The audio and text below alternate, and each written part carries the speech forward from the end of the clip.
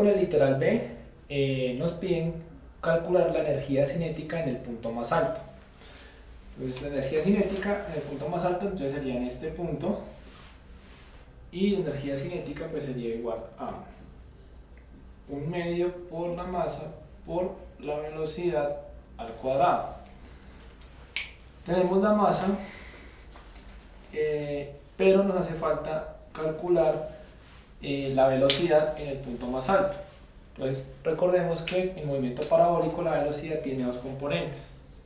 La velocidad sería igual a la raíz cuadrada de la velocidad en el componente x al cuadrado más la velocidad en el componente y al cuadrado. Lo primero sería calcular la velocidad en x y la velocidad en y. Velocidad en x sería igual a la velocidad inicial por el coseno del ángulo θ. De acuerdo a las fórmulas de movimiento parabólico, la velocidad en x se calcularía como si estuviéramos hablando de un movimiento uniformemente rectilíneo. Por lo tanto, aquí la velocidad sería velocidad inicial, que son 25 metros por segundo, por el coseno de 45 grados, que sería el ángulo θ, igual a 25 por coseno de 45 daría 17,68 metros por segundo. Entonces, esa sería la velocidad en el componente x. Ahora, para la velocidad del componente y, si recordamos, la velocidad en el componente y se calcula como velocidad inicial por el seno del ángulo θ menos la gravedad por el tiempo. Esto es así porque en el eje Y el movimiento tiende a comportarse como un movimiento uniformemente acelerado, y esto sale de las ecuaciones de movimiento uniformemente acelerado. Por lo tanto, esto sería igual a velocidad inicial, que serían 25 metros por segundo, por el seno de θ, que sería el seno de 45, menos la gravedad, que sería 9.8 metros por segundo al cuadrado, por el tiempo. Pero ese tiempo nosotros no lo tenemos, el ejercicio no nos da ningún tiempo.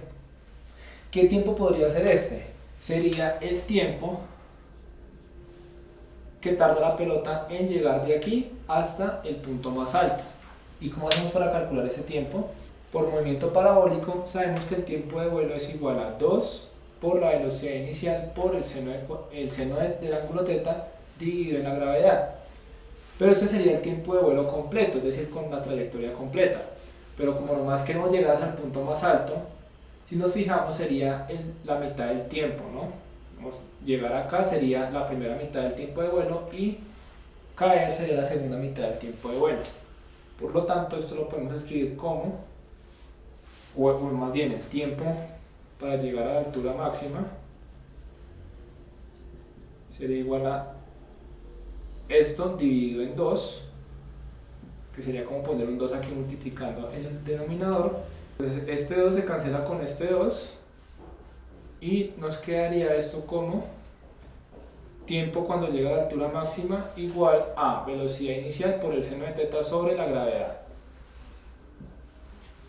Entonces de aquí reemplazamos la velocidad inicial es 25 metros por segundo, 25 metros por segundo por el seno de 45 dividido en la gravedad, que sería 9.8 metros por segundo al cuadrado. 25 por seno de 45 dividido en 9.8 daría 1,804.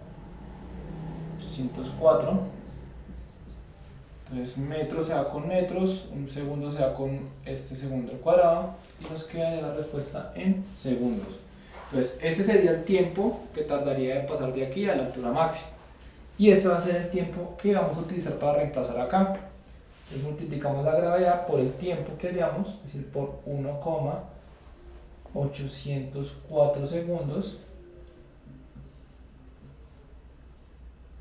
Aquí tendríamos entonces velocidad en y igual a 25 por seno de 45, daría 17,68 metros sobre segundo, menos 9.8 por 1.804, en la calculadora también nos daría 17,68 metros sobre segundo. Entonces, si nos damos cuenta, 17.68 menos 17.68 nos daría 0 metros sobre segundo. ¿Qué quiere decir esto? Que el componente de la velocidad en y no existe, es decir, es 0, y tiene lógica ya que a medida que el cuerpo va subiendo, va perdiendo velocidad en el componente y cuando ya está en la altura máxima, su velocidad en el componente y va a ser 0. Con esto, entonces tendríamos que, como esto se cancela, ya sabemos que es 0, nos quedaría que la velocidad es igual a la raíz cuadrada de la velocidad en x al cuadrado. Pero este 2 se va con este 2 y finalmente la velocidad sería igual a la velocidad en el componente x, que ya la calculamos, es 17,68 metros sobre segundo. ¿Para qué? Bueno, ¿para qué hicimos todo esto? Para poder calcular la velocidad. ¿Y esa velocidad para qué nos va a servir? Para reemplazarla en la ecuación de energía cinética. Si ya tenemos la masa, ya tenemos la velocidad y solo sería reemplazar para calcular la energía cinética, que es lo que nos está pidiendo el problema, y es la energía cinética en el punto más alto. Recordemos eso, nos la están pidiendo acá.